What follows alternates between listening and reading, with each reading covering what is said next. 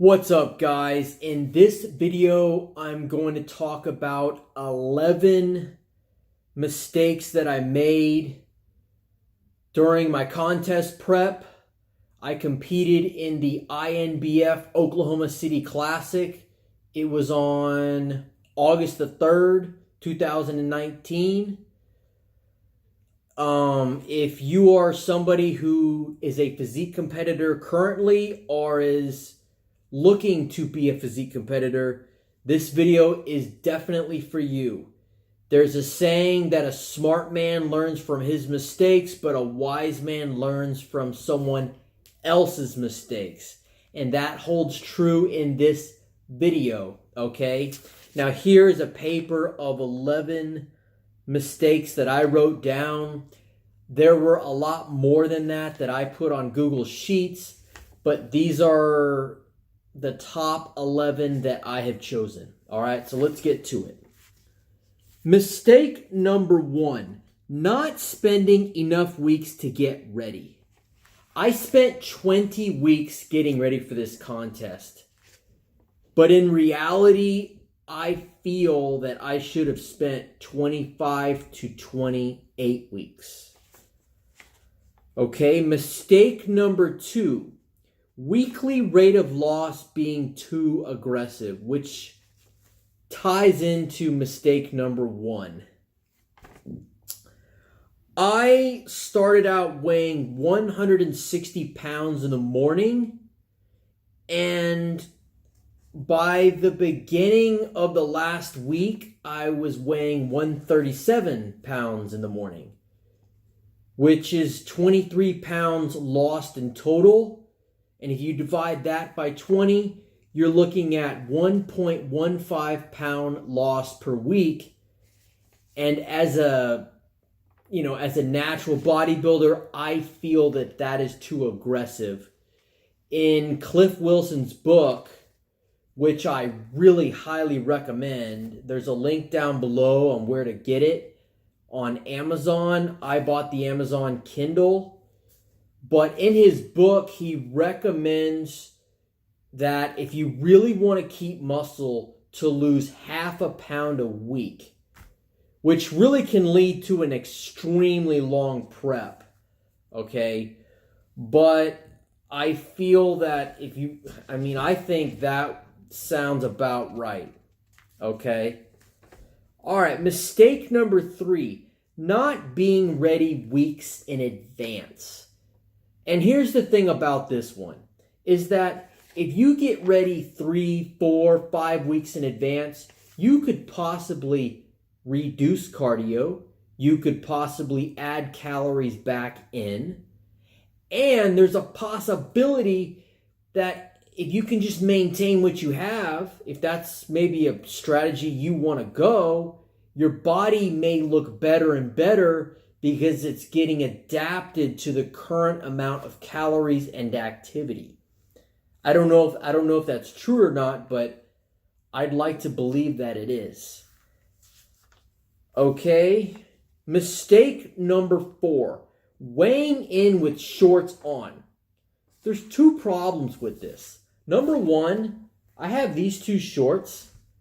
These shorts These shorts weigh more than these shorts. So you're going to get an inaccurate reading. Also, that's weight that's not you. That's just added weight. So it could lead to an inaccurate weigh-in. And another thing with weighing in with different shorts on, like I was doing, is you may think that you're not losing weight or you're gaining weight, and then you decide to cut calories when in reality you're not. So, mistake. All right. Mistake number 5, selecting one show instead of a series of shows. Now, I would say if you're like a top level competitor who's competing in the World Championship or a Mr. Olympia or an Arnold Classic where that is the show you're doing, this doesn't pertain to you. But if you're somebody like me who's trying to be a pro natural bodybuilder in one of the three federations, the INBF, the WNBF, or the IFPA, then this is more appropriate, okay? Because what could happen, here's what happened to me, is the show that I originally was planning to do in Dallas got canceled. So that can be a problem. And another problem is you may not be ready for the show that you're trying to do. So I would say the smart thing is to pick a show 3-4 weeks later down the road. Okay? Mistake number 6, doing HIIT cardio instead of steady state. And a lot of people will probably disagree with me, but what I feel happens with the high intensity cardio is it's very stressful on the body. Okay? And I feel that doing everything you can to maximize training performance is important when dieting down. And doing super high intense cardio is much harder to recover from than doing like steady state walking, getting on a treadmill, stuff like that. Okay? Mistake number 7. Cutting calories every week instead of cutting calories when you stagnate. Because what might happen is you cut calories and going on to the second week, the body is still losing fat. But what can happen, what's happening to me is I was cutting them every week and the weight loss was getting too aggressive and then the training performance started to suck. Okay? Mistake number 8, not measuring all foods. I was measuring everything except the vegetables. I was kind of going with the bag, like for example, a 12-ounce bag of broccoli, frozen broccoli is about 20 grams of carbs, but there may not be 20 grams of carbs in there. There may be 22, there may be 23, okay? But when you go by the weight, I believe it was 85 grams of weight is about 20 grams of carbs and 3 grams of protein. It gets way more accurate in my opinion. Okay. Mistake number 9, using an inaccurate measuring tape. And I did this the prep before. This is the one I got right now. Let me put it up to the camera. You can get this anywhere. The dollar store, Walmart, a fabric store, Amazon. But what happened to me was, I believe I live in Texas and it gets really hot in the summertime.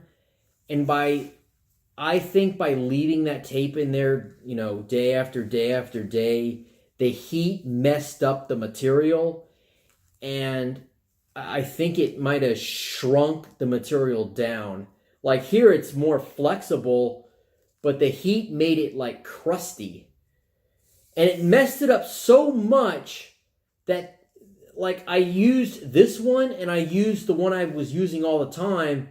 And there was this one made my waist 1 inch bigger in circumference. 1 inch. That's how off the bad one was. Okay?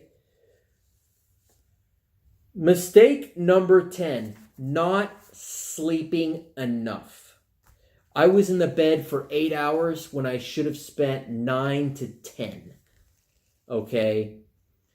Because sleep, in my opinion, is the absolute best recovery method. I think. I mean, I could be wrong. A lot of these things that I'm saying on this video is just my opinion. Okay? And the final one is too much protein and not enough carbohydrates. And I would say this pertains to me because I think that I do well off a super high carbohydrate diet. In the beginning of the prep, I was eating 1.3 grams per pound of body weight. And towards the end, I dropped it down to 0.8. And I felt way better. Way better. Okay? And I think what the carbs helped with was maintaining training performance because of filling up the muscle glycogen. It also helped me, I think, give my muscles a much fuller look. And also it helped me function better throughout the day because carbs provide energy. Okay. Well, that's all I got to say in this video, guys. I hope it helped anybody that's watching it. I made a lot more mistakes than this paper says I did. But anyhow, I think the positive thing for me to take away is I realize what I did wrong. You know, there are competitors that may leave a contest having no clue what they did wrong. They had like no idea. Okay? But I realized what I did wrong. Okay? So I hope to see you guys in the next video I post. Bye-bye, guys.